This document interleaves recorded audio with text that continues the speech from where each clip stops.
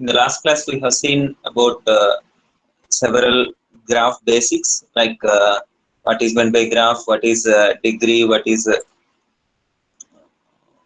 like isolated vertex, pendant vertex. These are basics we have seen, and apart from that, we have seen several graph classes. BS section, when will the start class? I will let you know. Today I will discuss with sir.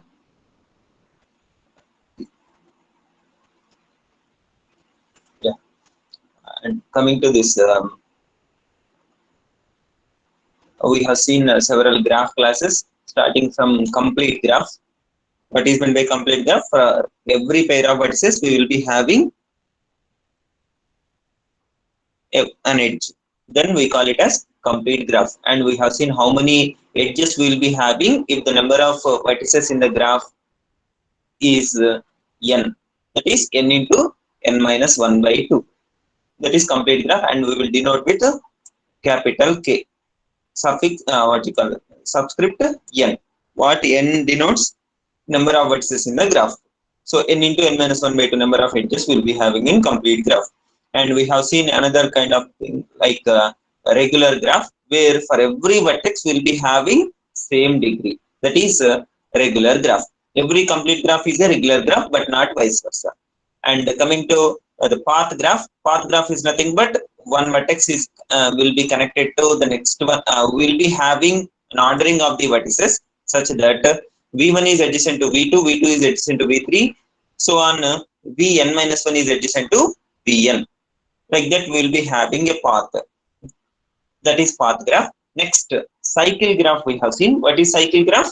We could able to give ordering of the vertices such that V1 is adjacent to V2, V2 is adjacent to V3, V3 to V4, V4 to V5, so on. Vn last vertex to first vertex. Then it is said to be a cycle graph. Now the question is the cycle graph regular graph or not?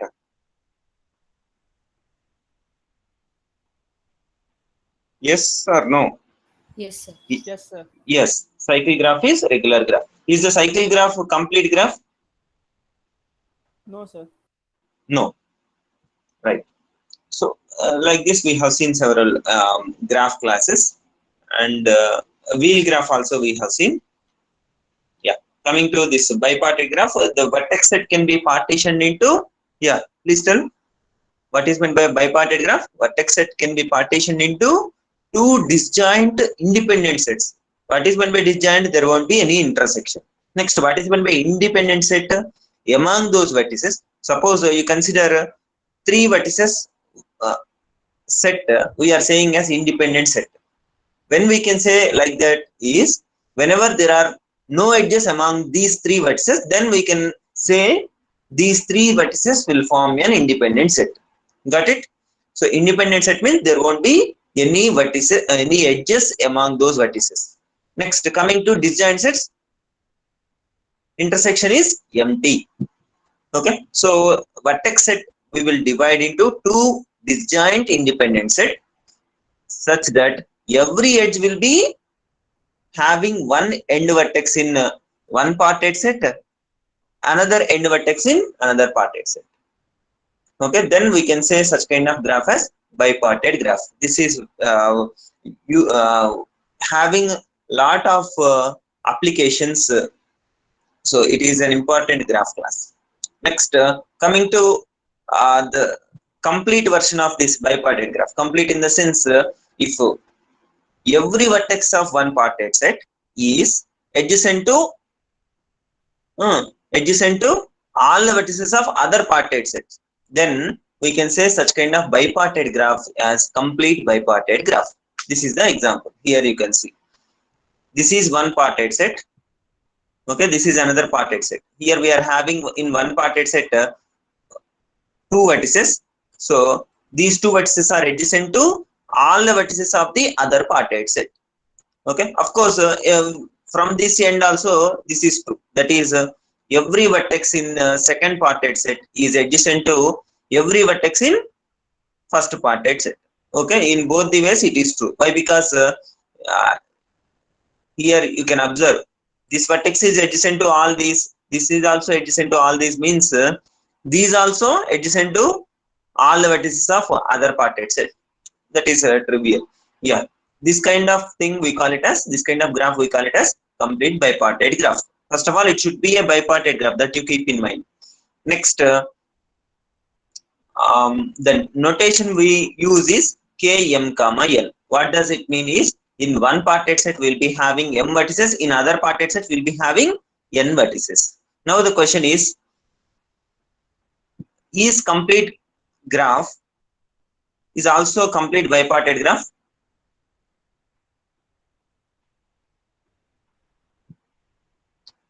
Yes, sir.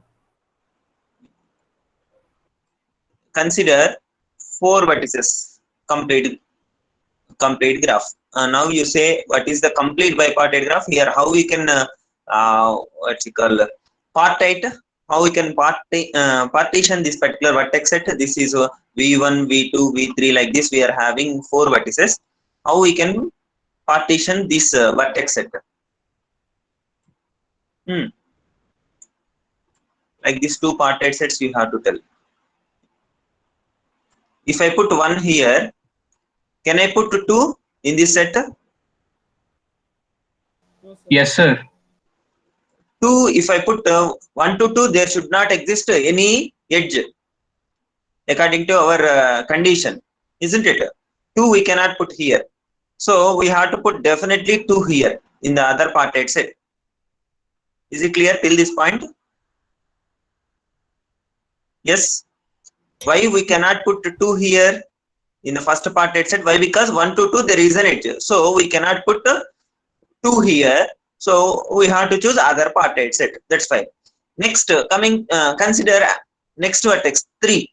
Can we put 3 in first parted set? No, sir. No. Can we put 3 in second parted set? No, sir. Yes. No. In second parted set we cannot put. Why? Because there is an edge between 2 and 3. So we cannot put here 3. Got it? Yes. In this particular case, can we able to partition the vertex set into 2 sets, 2 disjoint sets? No. No, sir.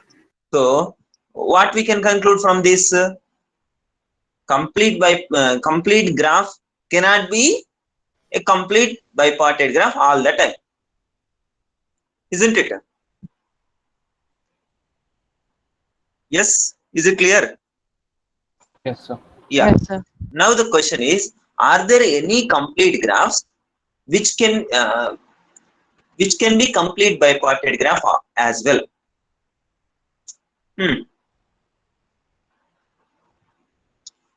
You consider this is K4, right? This is K1. yeah. This is K4. So if you this itself we could not able to partition, you consider K5. That is additional one, right? Yes or no?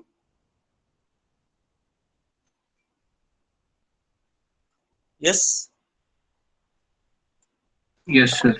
Yeah. K5 means, can we able to partition? Same issue will come, right?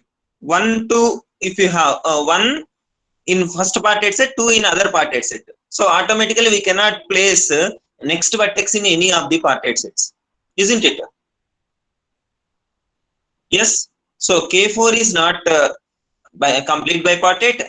K5 is also complete bipartite. Of course, this is generalization. K5, K6, K7, anything we cannot partition into 2 parted sets. Okay. So let us go down, like K3. Can we able to partition K3? How we will be having K3? Like this, right? So K3. Now let us say this is 1, this is 2, this is 3. Now can we able to partition? Let us keep 1 here. 2 we cannot keep in the same parted set. Are you able to follow? Yes? Yes, sir. Yeah. 2 here. Next 3 can we put in first parted set? No, sir. In second parted set? No, sir. No. So this is also K3 is also not complete bipartite graph. Now come down one more step. K2. K2 will be like this, right? 1 and 2. Can we partition? Yes. Why? Because this is one parted set, this is another parted set. Yes or no? Yes.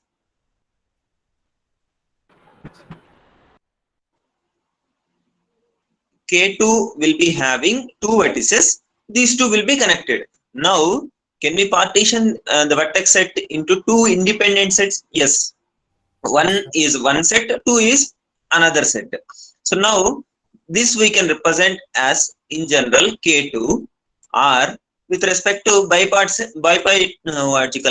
complete bipartite, we can denote as K1, 1. Clear? K1, 1. What does it mean? In one parted set we are having one vertex, in other parted set another vertex. Okay, only one vertex. Like that, we can use this notation Km, n. M vertices in one parted set, n vertices in other parted set. Now the question is, in a graph, in a complete graph, okay, which is denoted as Km, n, how many vertices will be there?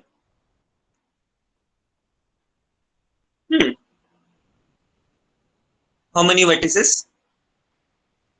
In a complete bipartite graph, which is denoted as Km, n, how many vertices? M plus n vertices. Yeah, m plus n vertices. That's it. Why? Because these two are disjoint. Correct? These two are disjoint. So automatically every vertex we have to count separately. So m plus n. Yeah. Let us go continue other topics, like consider subgraph. The name itself indicating subgraph is nothing but some part of the graph. That is intuitively you could able to understand. Yeah. Now consider this is the graph. Okay, here we are having how many vertices? 3 vertices. How many edges? 3 edges. Now subset of vertex set we should have, and subset of edge set also we should have. I am repeating once again. In the subgraph we will be having subset of vertex set and subset of edge set. So here you can consider UVW is the graph. Okay, here what is the vertex set? UVW, and this is a subset of actual vertex set of G, isn't it? All these vertices are present in G. That's fine. Next, whatever the edge set we have, this is also subset of edge set of original graph G. So these two edges are present in original graph as well. So this can be considered as subgraph. Yeah. Next, now you consider H1 as the original graph. Okay, now original graph itself is H1. This one is original graph. Now, can you say H2 as a subgraph of H1? Yes, sir. Yes, sir. Yes. Why? Because Yes. these two vertices are present in the original graph H1, and this edge is also present. Now consider this kind of graph. I am saying this one as H3, and the vertices are U and W, and we are having an edge between these two. Yeah. Now, is this subgraph of H1? No, sir. No. Is this subgraph of G? Yes, sir. Yes, sir. Yes. Yes. Now you consider another one, like we are having U. This is U. Next, another vertex is V. Okay. Now, is this subgraph? This is H4 actually. How many vertices we are having in H4? 2 vertices. 2 vertices. How many edges? 1 edge. Huh? How Zero many edges? Zero No edge. Zero. No edge. Yeah. Now, is this subgraph of H1? No, sir. Yes, sir. Yes. sir. Yes. Why? Because vertex set is subset of actual vertex set. UV are present. Next, edge set. Edge set anyway it is empty, so we no need to worry. So UV Empty without set. any edge also. Yeah. Empty set is also subset of any set, right? In that way also you can Excuse me, sir. consider. Yeah. Tell me. Sir, but they both are not joined, na, sir. How can H4 be the subset? Yeah, here in a graph we can have like this. Although this is connected graph, here you can consider another vertex. Let us say Q. Okay, this is Q. Now this is also part of the graph. Such kind of graphs also allowed. Understand my point? In a graph, we can have isolated vertex. This we have seen in previous classes.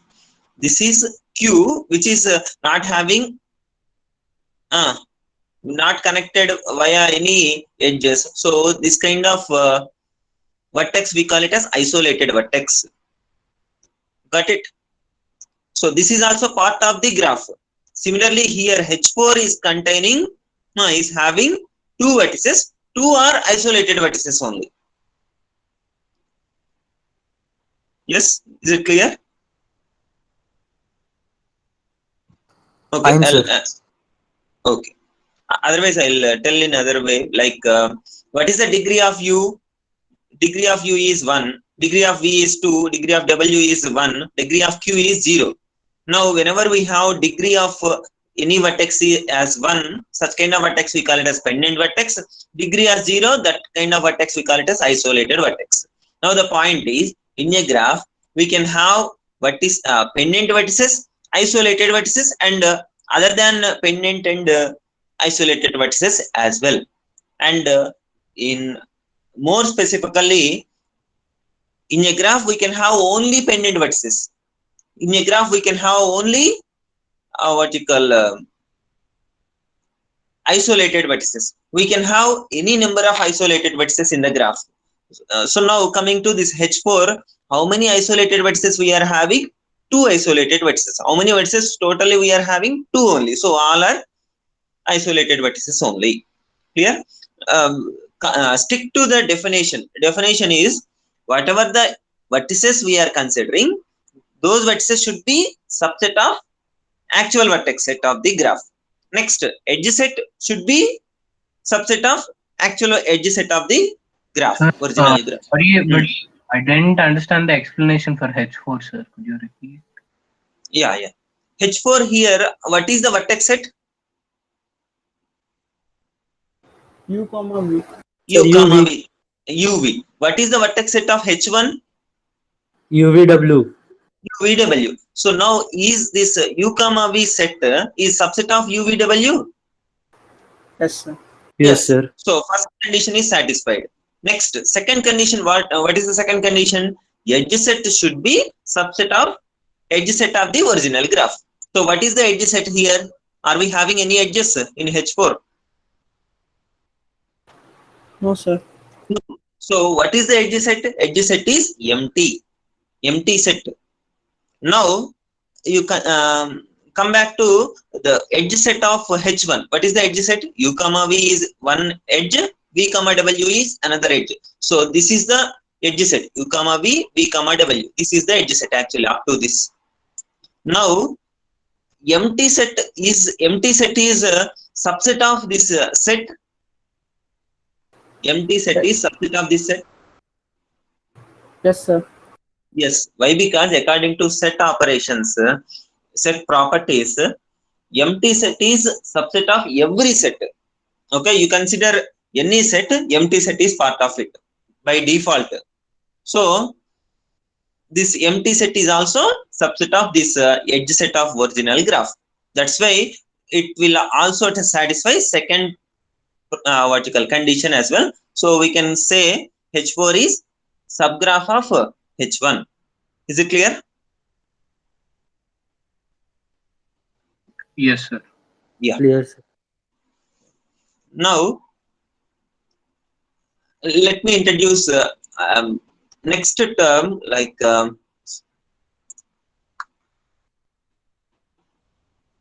is a special kind of subgraph called induced subgraph.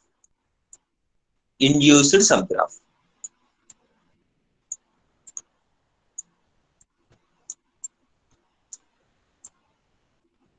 Okay.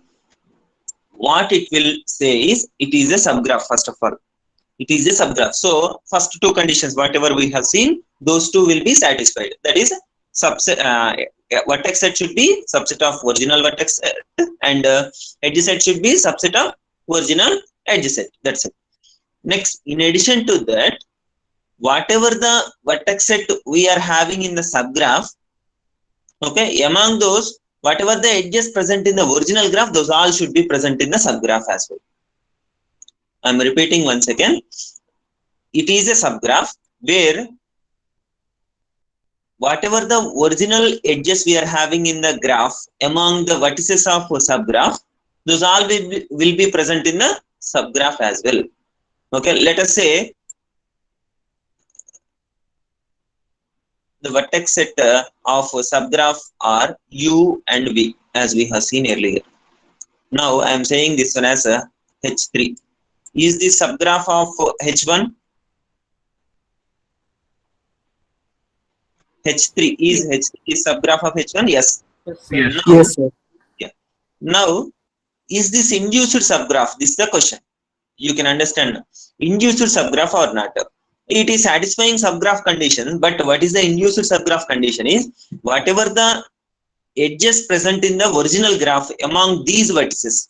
Try to understand. Among these vertices, whatever the edges present in the original graph, those all should be present in the subgraph. Then we can say such kind of subgraph as induced subgraph.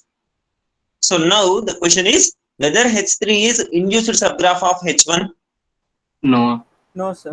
Why? Because among these UV edge vertices, is absent. UV edge is present. So if we have an edge, then can we say this is induced subgraph?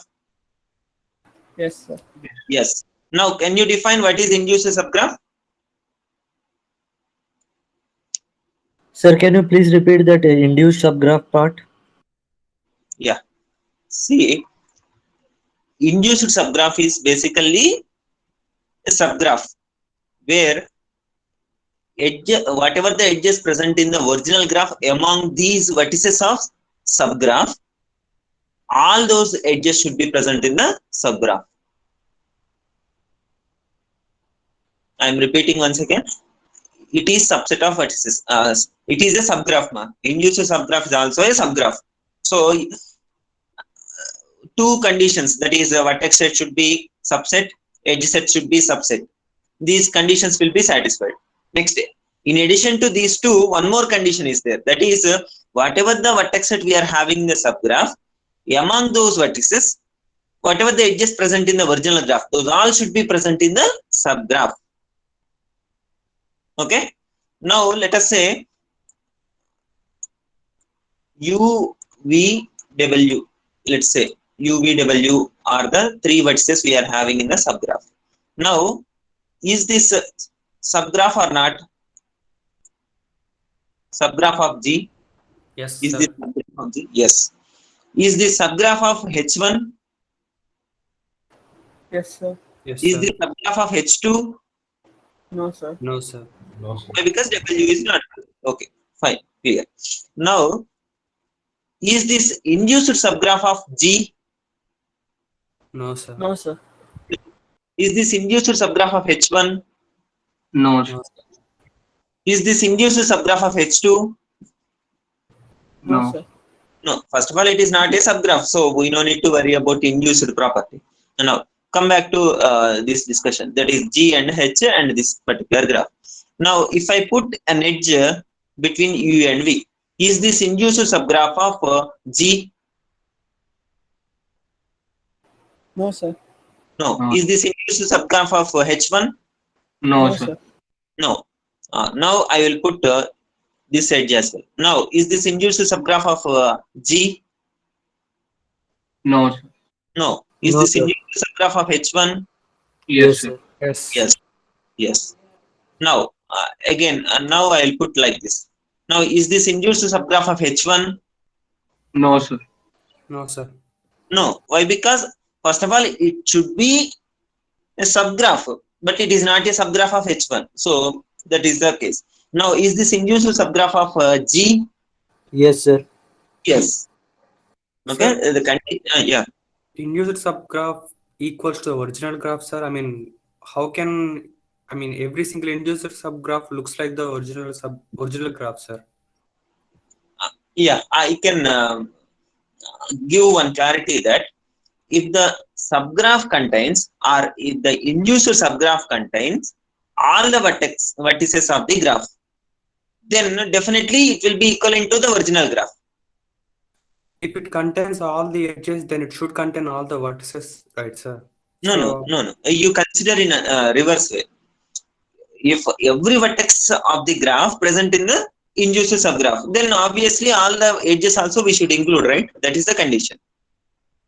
Sir, in the given graph, if extra edges are present, will it be induced graph? No. First of all, it will not be a subgraph, right? Yes, sir. Yeah, there only condition will be failed. So Sir, induced subgraph is yeah. Tell me. if it contains all the edges, does that mean it will contain all the vertices, right, sir? Yes. So if it contains all the edges and all the vertices, then both graphs will be equal, sir. Yes. So I don't Yes. understand how induced graph is a special type of graph. Like you given two examples, and those two examples, original graphs and induced graphs are equal. Can you give an example where induced graph is different from the original graph, sir? Yeah. Let's see. Sir, H2 is induced graph of G, right, sir? Yes. Yeah. Here itself, H2 is induced subgraph of G. This also you can consider. Here you see U and V are the vertex of H2, which is a subset. Next, this UV edge is present in G as well. So it is first of all a subgraph. Next, among these vertices, are we having any other edges other than this edge? No, sir. No. So it is an induced subgraph. Let's see one more. Here, let's say 1, 2, 3, 4. Yeah. Let us say we are having 2 and 3.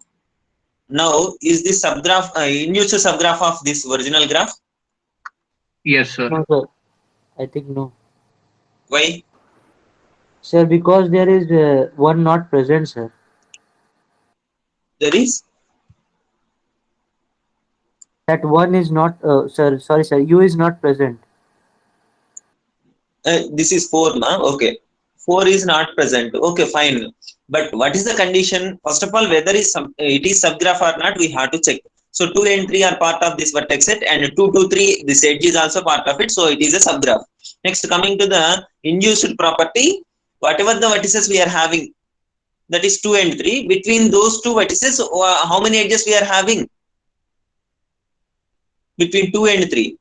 Only one edge that is present in the subgraph as well, right? You consider this one more vertex we are having. This is 4. Is this induced subgraph?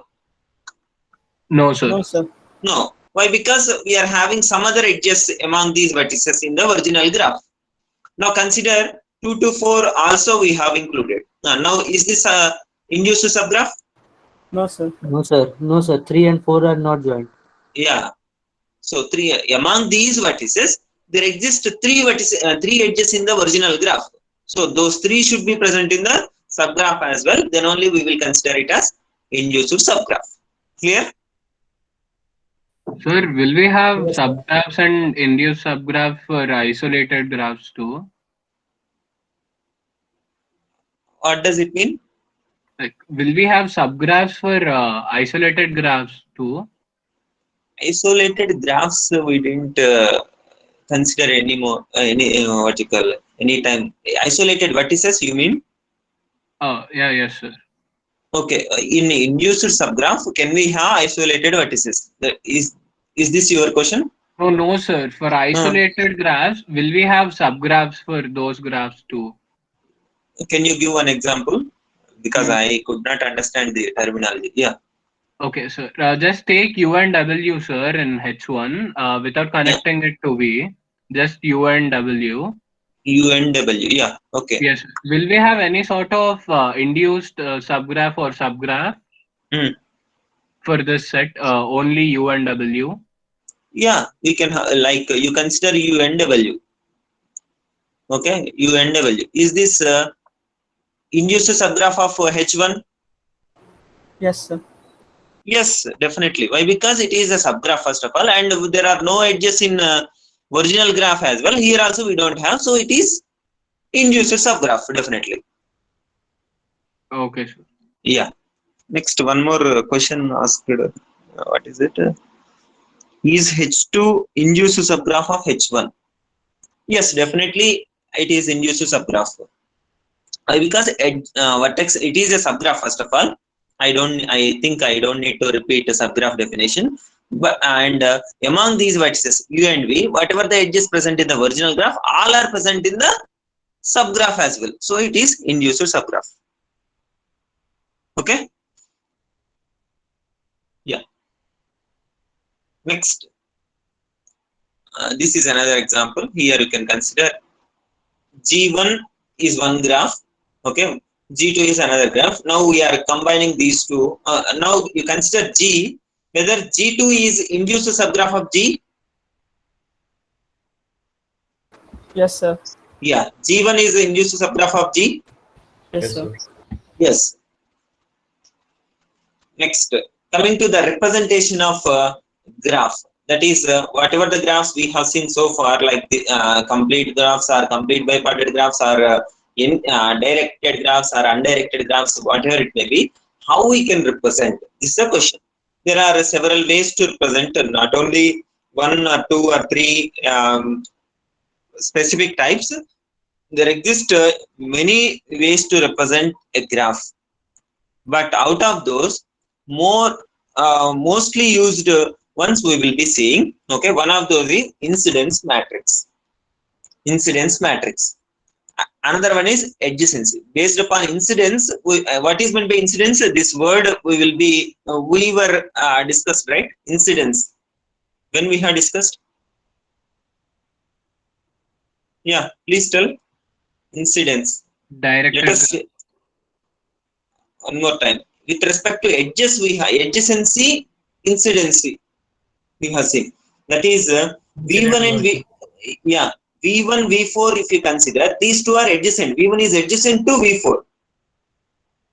V2 is adjacent to V5, V4. V2 is adjacent to V6. Like this, we have seen about adjacency. Whereas you consider this particular edge called E1. Let us say this is E1. E1 is incident on two vertices V1 and V4. Like that we have seen, isn't it? E1 is incident on two vertices V1 and V4. Similarly, let us say this is E5. E5 is adjacent on two vertices. E5 is and V6. V3 and V6. So, like that, incidence property. Based upon incidence property, we will represent. That is like we will be having a matrix kind of representation like this. And here, how many vertices we are having, those all vertices we will keep here. Let us say V1, this is V1, this is V2, V4. Let's like this. We will be having all these vertices entries here. So how many rows we will be having in this matrix? How many rows we will be having in this matrix? Number of vertices, isn't it? V1, V2, V3, V4, V5, V6. All these we will represent here in this. For every vertex, we will represent. We will dedicate one row. And coming to edges, how many edges we are having in this graph? 1, 2, 3, 4, 5, 6. Okay, 6 vertices. So those many number of columns we will keep. That is E1, E2. Okay, so on. How many? E6. Clear till this point?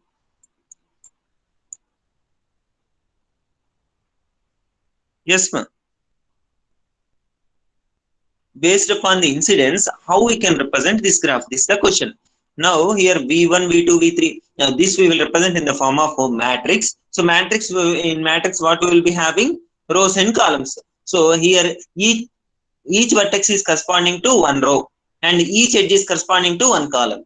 Now consider E1. E1 is incident on which vertices? V1 and V1. V1 and V4. So correspondingly, we will put 1 here. Here 1. Here also 1. Okay, remaining entries will fill with 0. So what does it mean? E1 is incident on these vertices. That's what we are representing here. Next, coming to E5. Let's say this is E5. Now E5. V3 we will put 1. This is V3. Then V6 will put 1. Remaining entries will be 0. Like this, we'll fill this entire matrix based upon the incidence. Such kind of representation, graph representation, we call it as incidence matrix. Is it clear? Yes? Yes, sir. Are there any doubts? Shall I repeat once? Fine, sir. Okay. Now let's see the example here. Here, how many vertices we are having? 3 vertices. So how many rows we will be having in the incidence matrix? 3 rows. Next, how many edges we are having? 3 edges. So 3 columns we will be having. So V, U, W, E1, E2, E3. Now E1 is incident on 2 vertices V and U. So corresponding entries are filled with 1. Next, remaining will be 0. Similarly, E2 is incident on U and W. So those 2 entries are 1. Remaining entries 0. Like this, we can fill entire matrix. This particular matrix we call it as incidence matrix. Is it clear?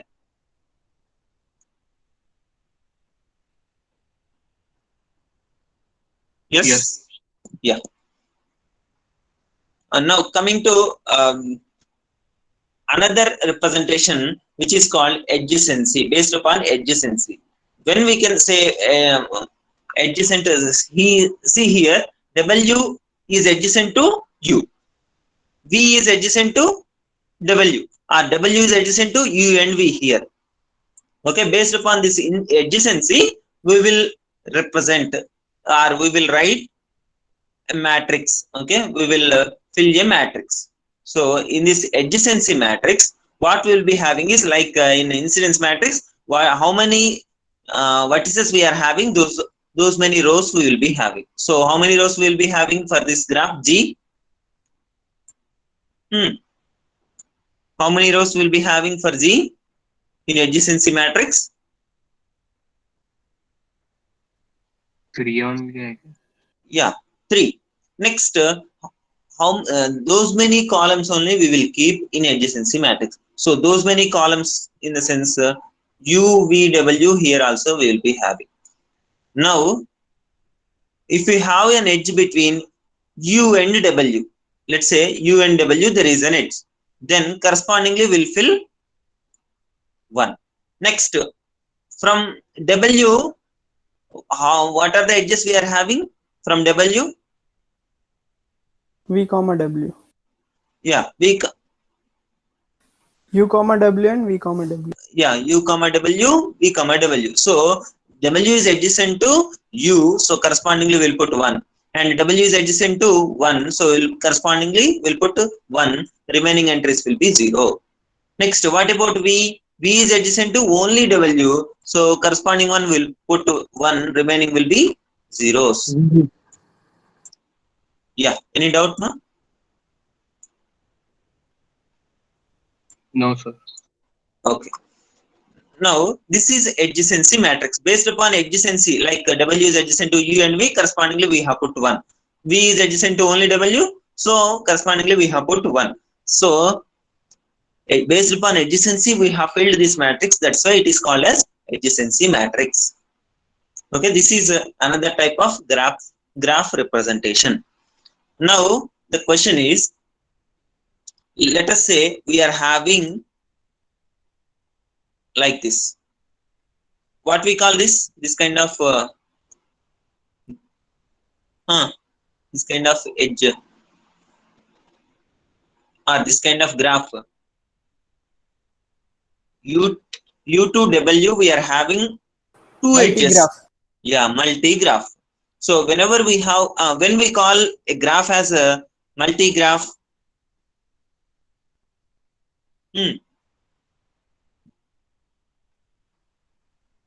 yes. two or more edges joining same vertices, same pair Yeah. of vertices.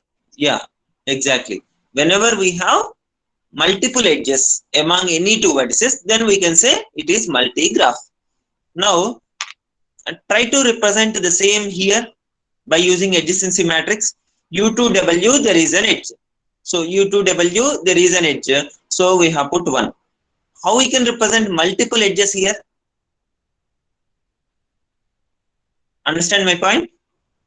U2W, we can put one. If there is an edge, we can put 1. But if there exist 2 edges or more than 1 edge, then how we can represent here? That is the question. Next, same question you try to answer with respect to incidence matrix. How we will represent incidence matrix? What is the incidence matrix of this particular graph? How many rows will be having? How many rows? In incidence matrix, 3 rows only. Why? Because the number of vertices. Next, how many columns will be having? 3 columns. 3 columns. What are those?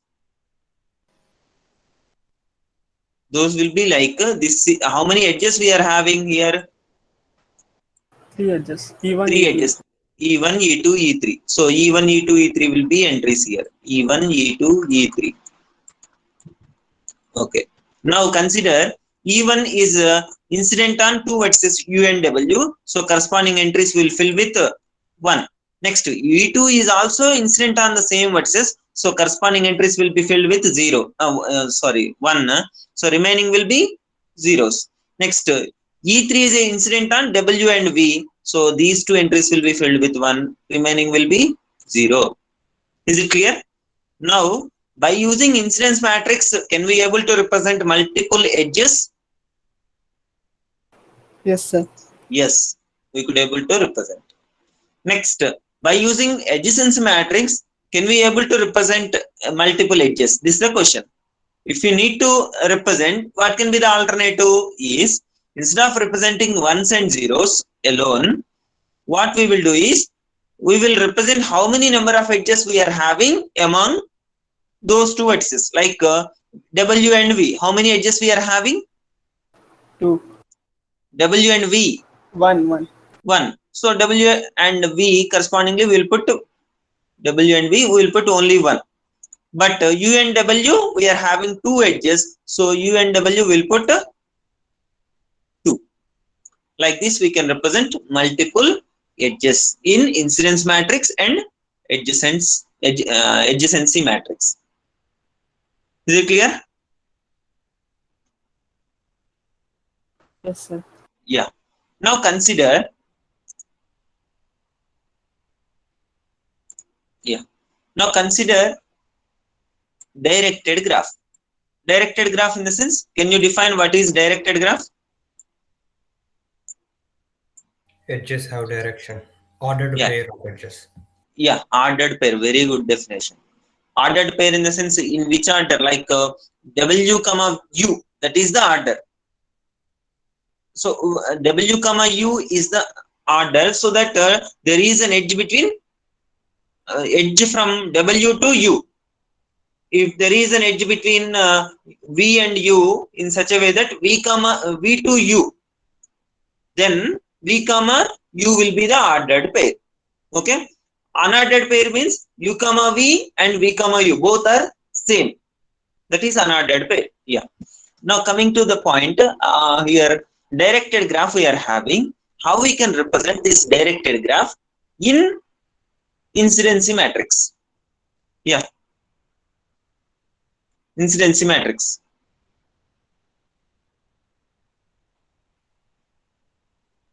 Okay, you come to adjacency matrix. How we can represent adjacency matrix? Directed graph. How many rows will be having? Number of vertices. So 3 rows. Next, how many columns? Number of vertices. 3 columns. Next, how we will fill? If W to V, there is an edge means W to V will put 1. W to U also we have an edge, so we will put 1. Next, U to any edge is there from you? No. No, sir. So this entire row will be filled with 0. Next, from V, are we having any edge?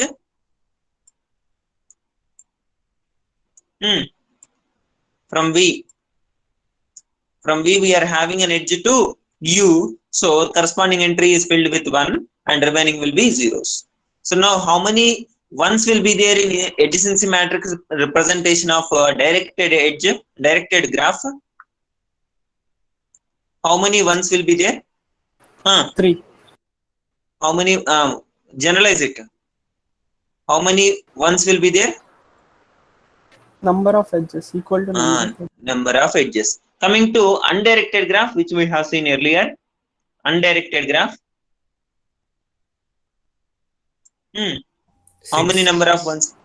It is nothing but 5 of number of edges. So those many number of ones will be there. Yeah. Yeah. If there is self loop, then definitely we'll put 1 here. Like U to U, if you have a self loop, then correspondingly we'll put 1 here. Clear? Yeah. So these are the 2 representations. Next, coming to another representation called adjacency list representation. The name itself indicating based upon adjacency, we will form a list. Like we consider a graph, simple graph. Let's see. Yeah, this is the graph. Now, how many vertices we are having? 3 vertices. U, V, W, and now self loops are what's the question? Self loops are allowed in both directed and undirected graph. Self loop in general, we will not be having self loops in undirected graphs, but if you want to, we can put, no problem. There is no compulsion that we should not have self loops, but in general we will not be having. Okay.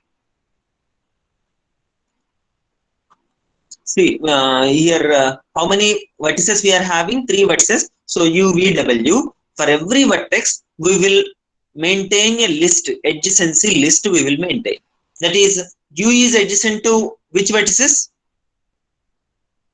U is adjacent to V and W. V and W. So we will form a list with those 2 vertices. Like this is a list. V, then W.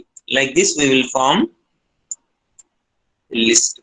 Next, V is adjacent to W and U. So those 2 will be part here. Okay, W here, then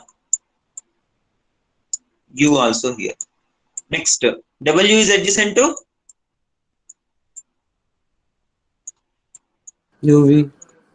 UV. So in that particular list, we'll be having U and V. Like this, we will maintain adjacency list for every vertex. Such kind of representation we call it as adjacency list representation of graph. Okay, let's see example. Yeah, this is the graph. U and V, U, V, W are the vertices. Next, adjacency list contains for U, V, W, for V, W, U, W, we are having U and V. This is adjacency list representation. Okay, this we have seen, right? For adjacency matrix directed graph. Correspondingly, we will be having those many entries. How many edges we are having? Only 3. So those many entries we will be having in adjacency matrix. For undirected graph, we have seen already. How many ones we are having? 6. That is double of the number of edges. Next, incidence matrix. Anyway, we have seen. And now, when we will use incidence matrix, this is the question. Whenever we have multiple edges, then we could able to represent separately in incidence matrix. And when we have self loops, then also we could able to represent in incidence matrix. Self loop in the sense from one vertex to the same vertex will be having, right? So in the incidence matrix, correspondingly what will having, let us say V is the vertex. So V, and this is E. So E. Now what we will be having, let us say one more vertex is there. Okay, U. So one more edge we will be having. So in general, incidence matrix will be having like this. For every edge, for every column, there will be 2 entries. Got my point? Why? Because every edge is incident on 2 vertices. So we will be having 2 ones. But if we have self loop, then can we have 2 vertices separately? No. Then how we will represent? This will be E4. Okay, this is E4. Then correspondingly, U only will be filled with 1, remaining will be zeros. So whenever we have only 1 in any column, then that particular column represents self loop on that particular vertex. Understand my point? In incidence matrix, we could able to represent self loops. How we will represent is by inserting only 1 at the corresponding vertex. That is the difference. Is it clear? Any doubts?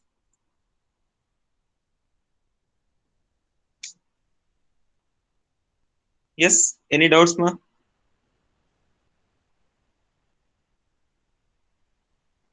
Okay. You please enter your roll number and can leave. Thank you, ma.